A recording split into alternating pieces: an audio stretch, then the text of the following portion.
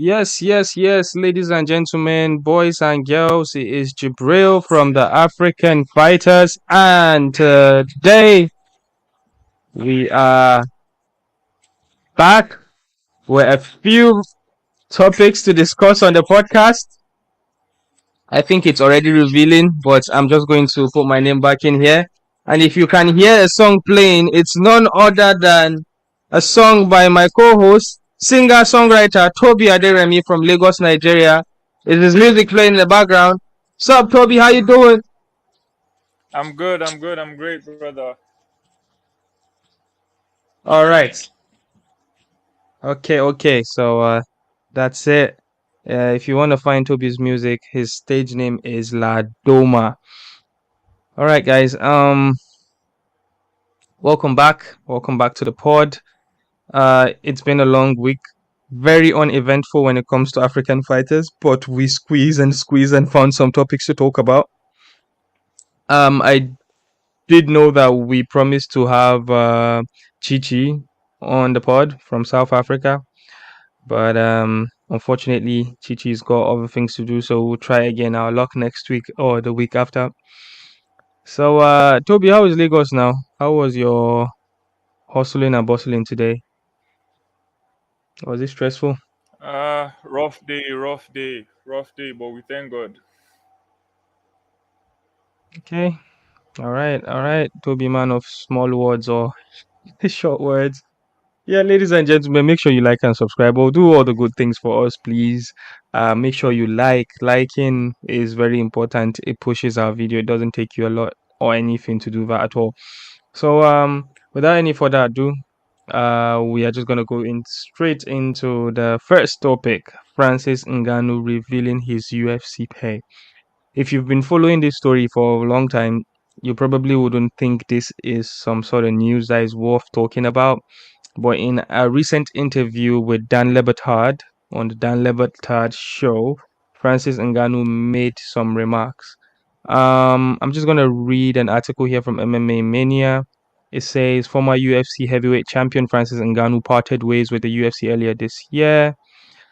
I'm just gonna jump into where Francis Ngannou was quoted. All right, he said, I had an 8-fight contract and I wanted to fulfill that contract, but they wouldn't allow me since I wasn't going to sign another contract because they know that I will fulfill that contract. I'm automatically free. Yeah, so basically what he's saying is he had an 8-fight contract, but they were very slow with giving him fights to fulfill that 8-fight contract, so he refused to renew said contract. So he also said they used some kind of dirty game there, freeze me out. They knew how much I was getting per fight. It wasn't much at all, few pennies. They knew I couldn't make a living out of it, so I had to come back and accept the contract. That was the Junior Dos Anjos fight in June of 2019. One of the things that was hard about that, as well as the pressure they were putting on me. I just me and they are them. I'm just me and they are them. They are massive. So Ngannou, 17-3, obviously would continue his winning ways, eventually capturing the division crown, improving his salary to $600,000 per fight. His last recorded payout for the UFC under the UFC banner, that is. But the Predator lost all confidence in the promotion ability to treat him fairly after enduring a stressful negotiating period. It doesn't sound like longtime rival John Jones had the same problem. When you say so here is Dan asking Ngannou the question about the money. He was like, when you say a few pennies, it was more than a few pennies, but it wasn't what you were worth. What are the dollar amounts we are talking about here? So that's Dan asking Francis Ngannou. Ngannou was like 100, 120. Ngannou replied. So now Ngannou, who turns 37 later this year, eventually won his freedom at a cost of $7 million and hooked up with PFL MMA for a lucrative contract. So I believe the PFL deal is already popular. So basically, I'm gonna come back. I'm done reading the article. I'm gonna come back to you, Toby, now. So well, this is something that before I get to you, I'll just mention this. Francis Ngannou wasn't paid that amount because the UFC wanted to pay him that amount. He was paid that amount because he refused to renew his contract. So that was his old deal. So, and the reason why he refused to do it was because they were not meeting to terms to what he wants, right?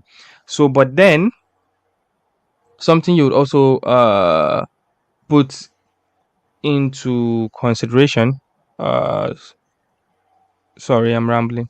Something you put into consideration is the fact that the Ngannou was fighting like once every year. So for like 3 years, he fought like once every year. And to be honest, at that point, if you can remember the landscape of the heavyweights, it was like DC and Miocic doing hot potato with the title. But then Francis Ngannou has literally beat every contender below him, sometimes twice, like in the case of Curtis Blades. So like he beats the legend, he beats the upcoming guys, he beats the wrestlers, everybody he beat, right? Rosenstruck, Jairzinho Rosenstruck was like he came out of like one of the like deadliest heavyweight strikers. He was knocking out people left and right, and he got to Ngannou, and Ngannou slept him in the first round. If you remember that first pay-per-view in the pandemic, so like there was the fact that there were no contenders for Ngannou, right? And he wants the heavyweight title fight, but DC and Miocic were the guys that were like super slow with it. You know how Miocic works, right? He fights once a year. He's a firefighter. During the pandemic, he was out there saving lives. So it's quite tricky, but it's also it sounds a bit unfair. But again, Francis Ngannou like was if if you look back in that time as well, Francis Ngannou was also the person that was calling out the champion. He says he wants the title shot. I want the title shot, but the title shot was there was an incomplete trilogy DC with Miocic. If he wanted the title shot, he had to wait. Ngannou also mentioned that he said if he was not going to get the title, he should fight somebody else. Yeah, but I can't put a finger onto like who should he fight at that point. But I also do agree that there was a malicious intent by the UFC to freeze him out as well, like be slow with giving him fights. But I think I rambled a lot. I did ramble a lot, but if you've got, I'll just leave it out to you now. What do you think about the whole situation? Sorry. Okay, so this one is it's a little bit tricky to be fair. I like to start with the fact that apart from maybe Curtis Blades, there were not really many people that wanted the smoke with Ngannou, especially when he was like still trying to get the title. Like, not many people were willing to step in there with him. So matchmaking with for Ngannou at a point was difficult because he had reached the point where I think he deserved a title fight, but the timing was just not right. And in the interview, or like they said it wasn't pennies, but compared to what other people were earning at the time in the heavyweight, I mean that was quite unfair. Plus, for someone who fights just once a year, twice a year, that's a lot. That's really difficult to make a living out of. Because he has to pay for gym. Like, while we are interviewing Temba, he told us a lot of things that, fighters actually have to pay for. And then there's taxes and all of that. So paying him that, when he was at the level of, I believe he has been at the top of the MMA scene for a while before he even got the title shot. So I think the UFC didn't really do right by him. I think they could have come to, okay, I know he wanted more, but if they couldn't give him what he was asking for, they could have at least, improved, or I don't know, meet him halfway or something. But leaving him on that contract up until it ended and till he left was just, I think, in my opinion, bad business by the UFC. Like, he is one of the most electrifying like fighters that you ever see. He has the ability to sleep people, one punch, that's it. And okay, maybe he's not able to sell fights as well as, Easy, John Jones, McGregor, all these big guys. Maybe he doesn't really know how to sell fights Um, like that. But yeah, I bet to differ. I think he would sell as much as John Jones would right now. I really think Ooh. so because like Ngannou has started crossing over from like being MMA popular to being like pop culture popular, right? Ngannou was like name dropped like the last WrestleMania. WrestleMania, big show, big deal, right? I'm a pro wrestling fan. Ngannou was like in the Fast and Furious movie, so like he has started crossing over. He's that popular, right? And I think he does sell fights. I'm just going to say the hypocrisy in the UFC recently, where Dana White mentioned they might be interested with John Jones versus Tyson Fury, when they had Ngannou calling for this the whole time, right? So I think there's a bit of hypocrisy there. I think there's a bit of malicious intent.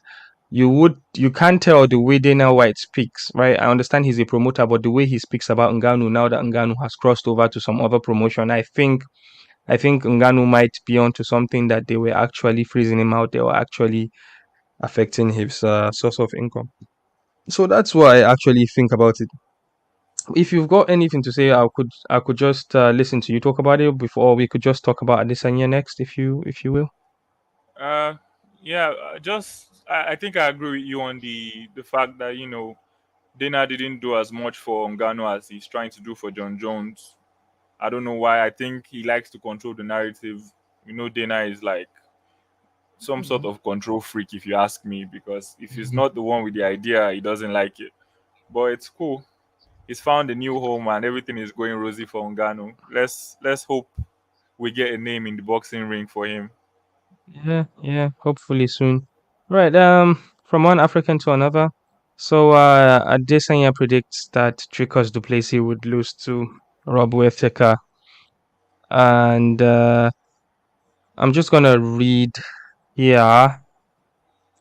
So, UFC middleweight champion Israel Adesanya talked about the upcoming fight between the former belt holder Robert Whittaker and Dricus du Plessis, the South African that is, in which his opponent will be determined. Now, this is Adesanya speaking. I quote: "I was trying to get a fight with du Plessis. I said, I said, give it to me right now. Why wait? But I think Robert can knock him out. He can knock him out in the second round or beat him throughout the fight. Rob will be faster. He will be better prepared. I would give Robert Whittaker 70% chance to win, even though I want to get Dricus. Another duel with Dricus? Another duel with Whittaker? Spit. Let's pretend this is a new story, right? New city in Australia. I'm sure it will be a wonderful day. I like Sydney.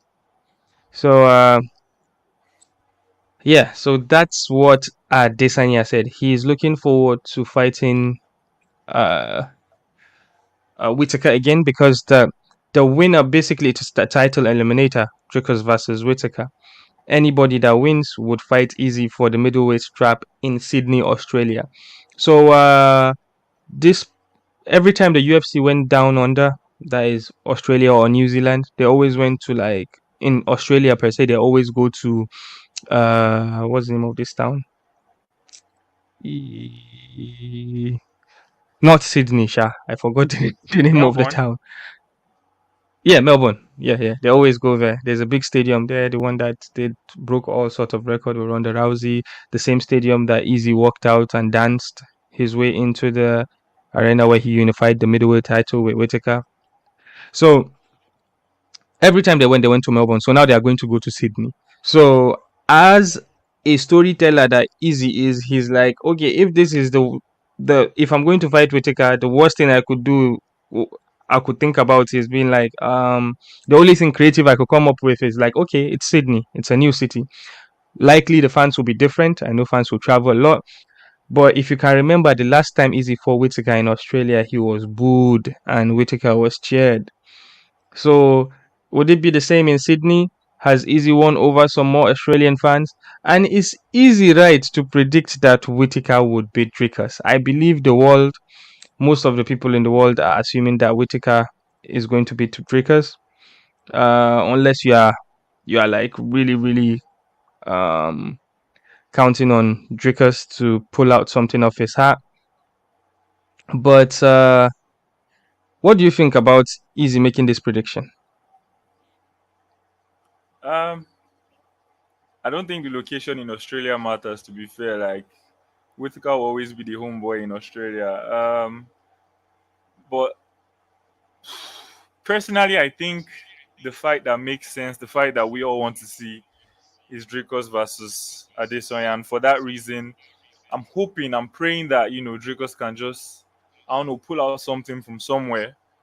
But if we're being realistic, I think the skill set that Robert Whittaker possesses is, I think it's just a little bit, above Dracos. As Easy said in one of the interviews, I think Dracos has to make it like really rough, a really dirty fight to stand a chance. If it's, a clean fight that goes by the book, I don't see how he wins. But to be honest, I really, really want Dracos to win because I want to see Easy versus Drake. Nobody wants to watch Adesanya beat up Whitaker for the third time. Like, it's getting boring right now. Yeah, I agree. It got boring in the last fight. In the last fight, Whitaker made a switch tactically, which made them just stay outside the pocket and they were striking, and it wasn't very pretty. A lot of people were calling Easy boring, but it was a very close fight. It was a very, very tactical fight as well, because both fighters are very talented strike wise. So yeah, I would rather see with Dricus du Plessis versus Easy because we are Africans, obviously. We've interviewed Du Plessis on our channel before, and we would also like to. We would want to see somebody new in the world middleweight title picture because it's getting old again. So yeah, uh, I'm not surprised that Easy made this prediction, but just as he wants, he would rather fight Du Plessis. All right, so speaking about Easy, we are going to talk about somebody else who is a welterweight slash middleweight who claims that the UFC is protecting Adesanya. So that's none other than Khamzat Chimaev. So Khamzat on his YouTube channel, because that's where all his bites come from. I'm just gonna read this real quick. So I quote, this is from Chimaev. For Israel, there's nobody there, only me, Chimaev said on his YouTube channel, right? So if you spoke about money, if you ask the fans, they want to see me and Israel. I'm a bad matchup for him. Everybody knows he's going to lose to me. He's going to lose the title to me. That's why they saved that guy. Essentially, Chimaev believes Adesanya value as a star will dramatically fall once he's done with him. You know, they built him up, Chimaev added, right? They don't want him to lose that fast. I'd finish that guy without punches, and that's why they are scared. Then his story will be dead, you know? They don't want me to kill that guy. Maybe the guy makes money for them, but I still make money as well, so I don't know what is going on. Who is he going to fight? There is nobody. He wins against all strikers. I'm a wrestler, a killer. I squeeze the heads of my opponents. I'm the biggest name without the belt. When you fight with me, it's more money, more fans. When I fight, everybody is waiting for my fight. When I fought Gilbert Burns, we went main event, but everyone was waiting for us. So Chimaev believes that the UFC are protecting protecting Easy from him. Before I give my input about this, what do you think? Uh Sometimes I feel like Chimaev can be somewhat delusional because, first of all, you need to make up your mind. Like, are you a middleweight? Are you a welterweight? Let's know, because I don't think he has done the job. I don't think he has done the work to deserve a title shot at middleweight with Easy. Do I think it's going to be a really difficult fight for Easy? Of course, I think so. Um, Kamza is one of the best grapplers in the UFC. He's right up there with. I don't think there's anybody he can put him up there with pound for pound. I mean, look at what he did with Kevin Holland. That fight was just flat out bullying, right? So I think it will be a really difficult matchup for Easy. But then Like you have to do the work. You have to. If you're going to move to middleweight, then do it. If you still want to be a welterweight, then find a way to make weight, and then we can have the conversation. But the part I like about Chimaev is where he says he's going to kill everybody. There was this interview he did, post-fight interview. He goes, "I'll kill everybody." Yeah. So So yeah, I like. yeah, something you said there. I'm just going to address that before I'm going to address something you said there before I continue. So you said uh he's one of the best grapplers, right? But really, is he? Like, when he met Gilbert Burns, right? He attempted to wrestle, like, I think twice in the first round, and then they stood and strike. They were just striking till the end of the fight. So, like, and then we saw him gas out. Like, we saw him very tired. Like, after like a couple of, like, after the first couple rounds, like he got gassed out. He slowed down a lot. He couldn't do those overwhelming grappling that he does, right? So this is something that I think will play a factor when he fights Usman, but that's not what we're talking about. But Easy, a lot of people forget that Easy's takedown defense is very, very underrated. Like, he has really good takedown defense, most especially when he's against the fence. The only person that was able to ragdoll him or take him down successfully was Jan Blachowicz when he attempted to catch the lightweight title that time, sometime last year. So I do not think that Chimaev is going to ragdoll him. Yeah, is it going to be a difficult fight? Yes, it will be a difficult fight. Again, I do not think that the UFC are hiding Adesanya from him because, yeah, dude, what have you done in the middleweight for me, right? Um, his last fight was in a catchweight against Kevin Holland. It wasn't a welterweight, neither was it a middleweight fight. So you are ranked in welterweight. You barely make weight. You've missed weight more than one time. So again, where is the justification in giving you a fight with Easy? The only justification you'll be like is, oh, but then Easy has no other opponent. Well, same can be said about most of the welterweights, right? so, so I do think that this this is one of the things that makes him very fascinating, right? He's making people draw towards him is because of all these reckless things that he said. So Okay, you spoke about whether he's one of the best grapplers because of the fight against Gilbert Burns. But Burns is also a really, really talented grappler. I remember Gilbert yeah. Burns' fight with Usman, and Usman struggled to even like get a takedown against Gilbert. No, Gilbert Usman Burns, Usman did not try to take him down because they were ultimates they and know each Usman knows other. that. Yeah, Yeah, yeah, yeah. he knows his strengths. Like it's not going to happen. So because I don't think judging him by his Well, wrestling ability well, against well, well. Gilbert Don't get me Burns wrong. will be fair. Before people in the comment section come for me, don't get me wrong. I'm not saying that he's not a good grappler, grappler, right? But he is not at that pedestal that people are putting him on. Of like, oh, he's that good in grappling. I think that grappling that he feels he's good at can be his demise because of how easily he gets tired. He did not only ragdoll Kevin Holland, he did the same to that Chinese guy. Yeah, yeah, but don't you feel like The, the fact that he gets tired is a factor of he has to cut a lot of weight to try and even make welterweight. I feel and like if he also moves up, you could maybe also think that he cuts weight and then he had COVID and had situation with his lungs. Sometimes during COVID, he almost retired. So there's also that fact going on. I feel Yeah. if So he but moves then, up to middleweight, it should hmm be easier for him to manage himself, like yeah, cardio wise. but then he wouldn't be able to ragdoll the middleweight as much as he would have been doing with the welterweights.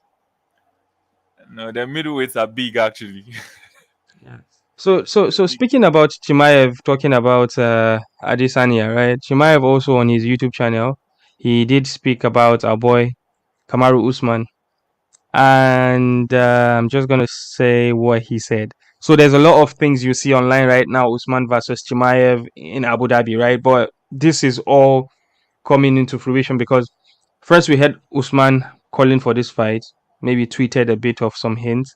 And Dana White was asked, and Dana was like, Usman literally came to Vegas, came to his office, and tried to get that fight. But Dana said, I don't do catch weights. But then Dana is saying Usman has been with them for so much. He's nice to work with, so he probably can do something about it. But what they can do is probably get Chimaev to dedicate himself to actually make welterweight, right? So if they sign a contract to fight in September from now, Chimaev can like diet and properly make weight easily because he has longer time to plan.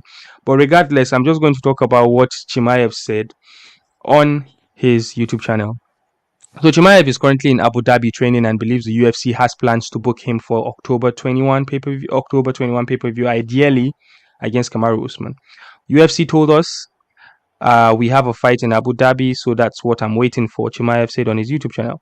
I'm already here in Dubai, living here, training camp, everything is good. So I've been in shape long time ago. I've been in Thailand training camp. I've been here training camp. I've been in Sweden training. So just waiting for opponent and contract. So we'll see what's gonna happen. Usman wants to fight. I'll make his last fight. He wants money. He knows where the money is. Everyone knows the money. Now I'm going to fight this guy in Abu Dhabi and smash his face, finish him. Then they have to give me the title shot. Usman is on the first losing streak of his career, losing back to back to Leon Edwards, and just have to remind people about that. So Chimaev has obviously wants the fight because you beat the former champ. There's no argument. You probably will be the next in line. And the way UFC does business, if he can make welterweight this time, because Khamaru Usman has never missed weight before, he can make welterweight. If he makes welterweight this time and beats Usman for any reason, he would it'll be a win-win for him. If Usman then beats him, then Usman is right back into the title picture. So, because I know we have Bilal Mohammed there, right? We've got Leon Edwards and Kobe Covington coming up, right? So, if Kobe beats Leon Edwards, I think Kobe would want a trilogy with Usman because they've made money together in the past before, and they would make more money now because it's going to be the same fight, but this time the title has changed hands. So imagine Exactly. what the build-up will be like. And if Leon Edwards win against Kobe, I think Leon Edwards would fight Bilal Mohammed, and then that would be a very, very bad pay-per-view for the UFC because they would not draw. You understand? They would not make as much money. And I think UFC will be like, we need to get Leon Edwards somebody good again. And they'll probably think about doing the fourth fight with Leon Edwards versus Usman. So I think that's probably what's going to happen. But you tell me, what do you think? Um. Okay. So you went. There's a lot of angles to come at this from. Let me look at it from Usman's angle. Yeah, I think the best case scenario for Kamaru Usman is if Covington beats Leon, right? Because that makes so much more sense to do that fight. The Covington Usman fight. I mean, it sells itself really. Um, if Leon wins, as you said, depending on the outcome of Leon versus Belal Mohammed, if Leon beats Belal Mohammed again, I think you just have to give Usman the chance because, as you said, terrible, terrible pay per view fight. I mean, they might actually make that like a sub card under maybe another big fight, just to make sure that it makes sense. But back to Chimaev, you said he can make weight before September. That's not a given with Chimaev, to be honest. He can pull up the day of weighing and weigh something outrageous, and you're wondering how did you even end up this big? But if he can find the dedication to make weight, I think the fight with Usman makes a lot of sense for both of them. In the fact that he just puts them on an immediate title contender type of status, especially now that the other people that were trying to get in the picture have kind of cancelled each other out. Masvidal has retired. Gilbert Burns is not really. I don't think he's going to get the title shot anytime soon. So now you've really reduced the number, and whoever wins that fight also takes the other person out of contention. So now we have like a small group of people that we know that okay, these are the guys that will be fighting for the title you know, in the nearest future. So yeah, I think that fight makes a lot of sense if Chimaev can make it work. All right. Well, we would love to see that fight actually made. I think it would be a big payday for Khamaru Usman again, and if he wins, things will get better for him from there. I think, ladies and gentlemen, we've come to the end of this. We spent 30 minutes. We're very sorry that this episode this week is quite short. It wasn't very eventful in the African sphere. However, there are some things brewing in South Africa. The UFC, EFC. I believe there's a unification fight that would likely happen in September. Um, yeah. Well, you've got anything else to add, Toby?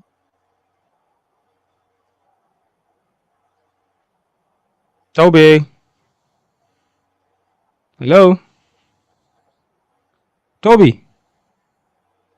Oh gosh, he cannot hear me. Well, well, it has happened. All right, ladies and gentlemen, boys and girls, I am Jibril from the African Fighters, and we out.